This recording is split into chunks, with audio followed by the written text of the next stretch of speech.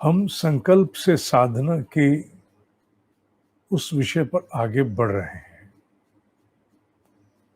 और बड़ा महत्वपूर्ण पड़ाव आ चुका है जहां आत्म परिष्कार के लिए एक जीवन दिन को आधार बनाकर अपनी दी गई प्रतिक्रियाओं में अपने आवेश, आवेग, असंतुलन सभी कुछ उसका दर्शन करते हुए संज्ञान में लाना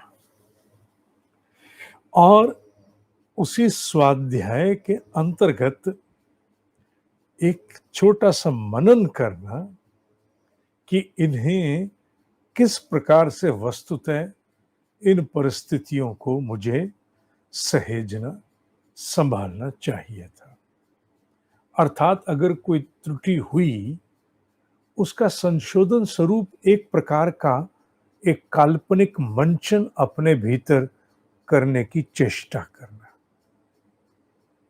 और उस काल्पनिक मंचन में उस घटना को पुनः अपने भीतर घटित होते हुए रचना, पर इस बार आप कल्पना में स्वयं रच रहे हो, उसके प्रोड्यूसर डायरेक्टर आप हो और प्रोड्यूसर डायरेक्टर होने से आपके पास पूर्ण अधिकार है कि आप चाहो तो संशोधन करके एक बहुत बड़ी साधना के माध्यम से आत्म अवलोकन, आत्मदर्शन से आत्म परिष्कार तक पहुंच जाओ और नहीं चाहो तो जिस तरह की भी प्रतिक्रिया दी, सामान्यतः लोग पुनः उन घटनाओं का मंचन करके जो वो उस समय नहीं कर पाए, अर्थात और उग्रता नहीं दिखा पाए और भला बुरा नहीं कह पाए या जो भी था, उसे और अपनी कल्पनाओं में मंचन करके करने की चेष्टा करके अपने उस उग्र संस्कार को और पानी देते हैं और पोषित कर जाते हैं और सींच देते हैं। नहीं, सींचना नहीं, निर्मूल करना। इसके लिए उसकी पुनरावृत्ति एक मंचन के रूप में अपने भीतर करना और संशोधन करते हुए जो विवेक के द्वारा उपयुक्त प्रतिक्रिया है, कई बार मौन नहीं रहना था, रह जाते हैं, कई बार कुछ ना कहने में भला था, कह जाते हैं। ऐसा हजारों चीजें हैं। मैंने एक उदाहरण उठाया, केवल मात्र समझाने के लिए उदाहरण लिया है, जबकि ऐसी ढेरों चीजें हैं जो हमारे दिन भर की महत्वपूर्ण घटनाओं में, हमारी दी हुई प्रतिक्रियाओं में गलत होती हैं और फिर उस पर सबसे बुरा काम एक और होता है, जब हम उनका संशोधन नहीं कर पाते तो उन्हें हम अधिकृत करते हैं, वैलिडेट करते हैं। ठीक तो किया, ऐसा ही तो करना था, ठीक किया, ना ना ठीक किया, ठीक किया, और वो संस्कार और परेशान करता है। इसके पीछे का विज्ञान एक आधार तो मैंने दे दिया था प्राण का, कि किस प्रकार प्राण कंपायमान और कुपित होकर अपनी अस्थिरता के द्वारा मनुष्य के मन को कभी स्थिर होने ही नहीं देता। योगश्च चित्तवृत्ति निरोधः, पातंजलि का सूत्र, जिस पर आधारित है समूचा षट दर्शन। एक इससे भी बड़ा और भी रहस्य है जिसके साथ एक सत्य जुड़ा है। कौन सा सत्य? मैंने कहा ना, आत्म अवलोकन, आत्मदर्शन, आत्म परिष्कार, आत्म निर्माण, आत्म विकास। अभी निर्माण और विकास का उल्लेख नहीं आया। परिष्कार नहीं होगा तो निर्माण और विकास के लिए मार्ग प्रशस्त नहीं हो पाएगा। प्राण से भी बड़ा रहस्य क्या है, ये सूत्र याद कर लो। ये सूत्र अकाट्य है और इस सूत्र को मैंने अपने भीतर खूब अनुभव किया है, आज भी करता हूं, किया भी है, करता भी हूं। असंयम के साथ अशांति का जन्म होता है। कैसे? असंयम से अस्थिरता आती है, अस्थिरता से अशांति आती है और अशांति सुख प्राप्त नहीं होने देगी। अर्थात असंयम से अस्थिरता, अस्थिरता से अशांति, अशांति से दुख। इसका विपरीत क्या होगा? सोचो, संयम से स्थिरता, स्थिरता से शांति और शांति से सुख की प्राप्ति होती है।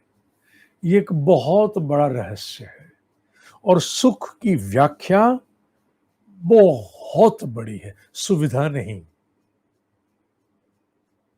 सुख जो आत्मरति, आत्मतृप्त, आत्मसंतुष्ट करने वाला, वो जो आत्म साक्षात्कार के लिए प्रेरित करते हुए आगे ले चलने वाला सुख, वो जो हजार बाधाओं में भी आत्म उत्कर्ष के लिए मनुष्य को सदैव आगे बढ़ने के लिए प्रेरित करता रहे, वो उस पर किसी प्रकार का बाहरी दुष्प्रभाव आने ही ना दे।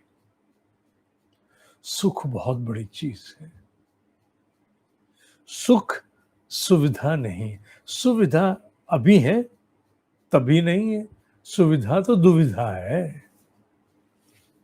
इसलिए इस सूत्र को रटना होगा, तुम्हें रटना होगा और इतना रटना होगा कि इसके द्वारा तुम अपने इस संकल्प से साधना है कि विशेषकर इस स्वाध्याय सत्संग के पक्ष को बहुत मजबूत कर दो।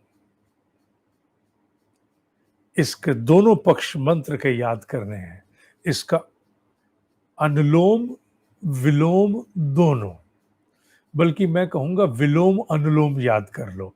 ज्यादा विलोम माने पहले उल्टा फिर सीधा। कैसे याद करोगे? सीधी सी बात है कि मनुष्य अगर असंयम में है, संयम नहीं है, वाणी का, व्यवहार का, विचार का, अर्थ का, संबंधों का, नाम लेते चले जाओ, हर चीज का, हर चीज का, चाहे समय हो, चाहे अर्थ हो, विचार हो, व्यवहार हो, संबंध हो, किसी भी शक्ति का असंयम, किसी भी शक्ति का असंयम मनुष्य को सदैव अस्थिरता ही देगा।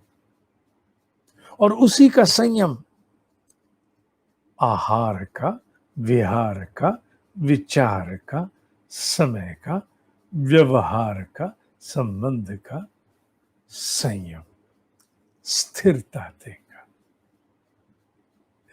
और असंयम से अस्थिरता, अस्थिरता से अशांति,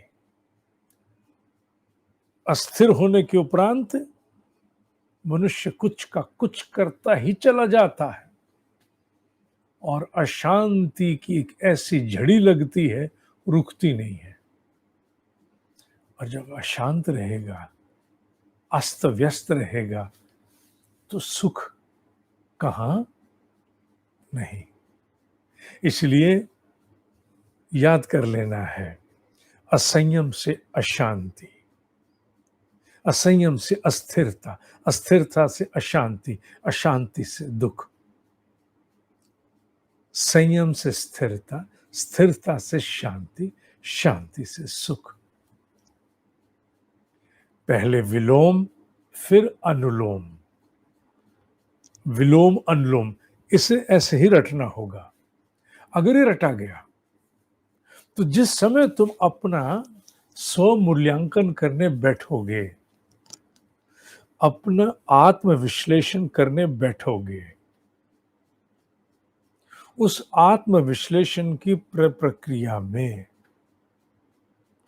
आत्मदर्शन, आत्मावलोकन, आत्मदर्शन, विश्लेषण, आत्मविश्लेषण, आत्म परिष्कार, उस समय ये सूत्र यहां से पीछे से उठ करके आगे आ जाएगा।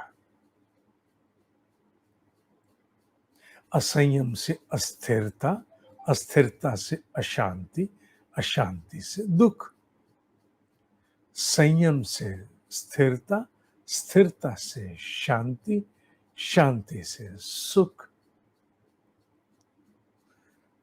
इसको याद करना है। असंयम से अस्थिरता, साथ साथ बोलो, ठीक है?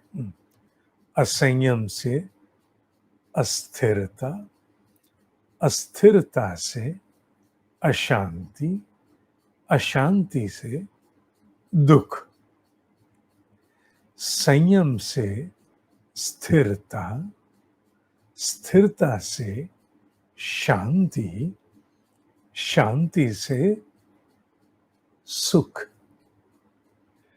इसे इसी प्रकार दोहराते हुए थंब रूल की भांति इसे तुमने गांठ बांधना है और हर वक्त सत्संग में इस सूत्र के मंत्र को याद कर लेना। तो क्या होगा? परिष्कार का जो परिशोधन करने की प्रक्रिया है परिष्कार हेतु, वो बहुत बढ़िया हो जाएगी। क्यों? तुम अपने आप की तरफदारी नहीं करोगे, अपने प्रति बायस नहीं करोगे, अपनी गलत को भी ठीक का डिस्काउंट नहीं दोगे। जैसे मंचन हो रहा होगा, मैंने ऐसा कह दिया जो कहना चाहिए था, कह दिया ना,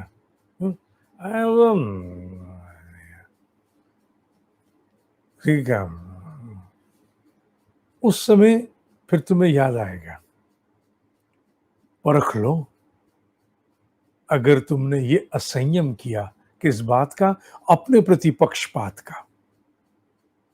असंयम एक तरह का, असंयम के चेहरे हजार, असंयम के चेहरे हजार। तुमने असंयम का पक्षपात किया तो क्या होगा? तुम अपने आप को डिस्काउंट दोगे, आत्मविश्लेषण की प्रक्रिया ठीक होगी नहीं, आत्म परिष्कार हो ही नहीं पाएगा। तो विकास निर्माण की बात छोड़ो। समझ में आई कि नहीं? इसलिए इस भाव को गांठ बांध करके समझना है। ये मंत्र बेटा तुम्हारी पृष्ठभूमि में, at the back end of your mind, it should be grounded. इसे दृढ़ भूमि बना लो, पूरा दृढ़ भूमि, इतना कि बस जब बैठो तो जैसे जरा सा उल्लंघन होने लगे याद आ जाए, असंयम से अस्थिरता, अस्थिरता से अशांति। अभी तो मैं वैलिडेट कर दूंगा, अभी तो डिस्काउंट और पक्षपात अपने आप को दे दूंगा, पर धीरे धीरे क्या होगा? ऐसा व्यवहार, ऐसा दृष्टिकोण अशांति ही तो पैदा करेगा, अस्थिरता और अशांति लाएगा। सुख कहां से? नहीं संभव।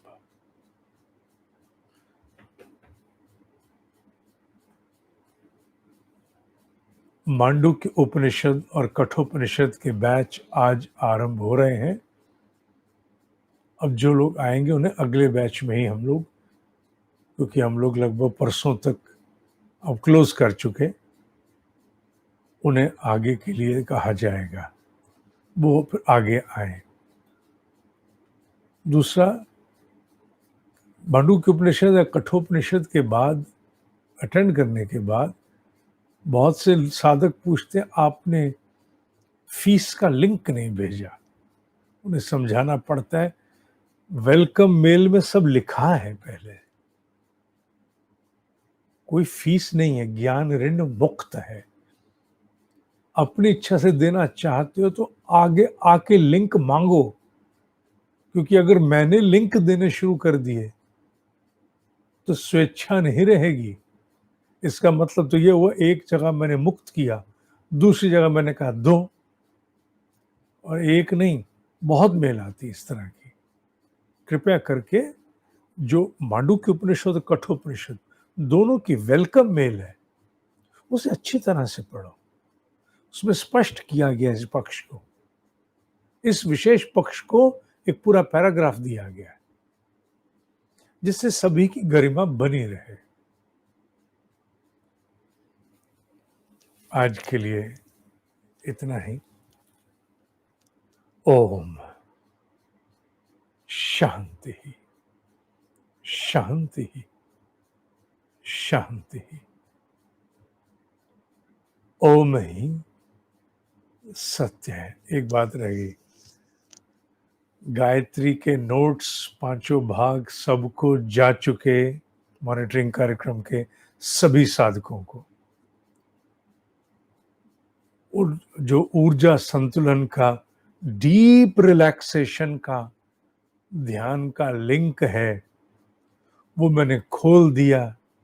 जिन्हें कोई समस्या है, हाई ब्लड प्रेशर, डिप्रेशन, इस जैसी हजारों चीजें हैं इत्यादि, उनके लिए मैंने उसका लिंक खोल करके उसकी मेल भी मॉनिटरिंग कार्यक्रम के सभी साधकों को कल भेज दी गई है। आप लोग अपनी मेल्स खंगालें, ठीक से फोल्डर्स चेक करें, आपको भेज दिया गया। इस लिंक को आप साझा सबको कर सकते, जो मॉनिटरिंग प्रोग्राम में नहीं भी है उनको भी दो, कल्याण होगा। ओम ही सत्य है, ओम ही सत्य है, ओम ही सत्य है।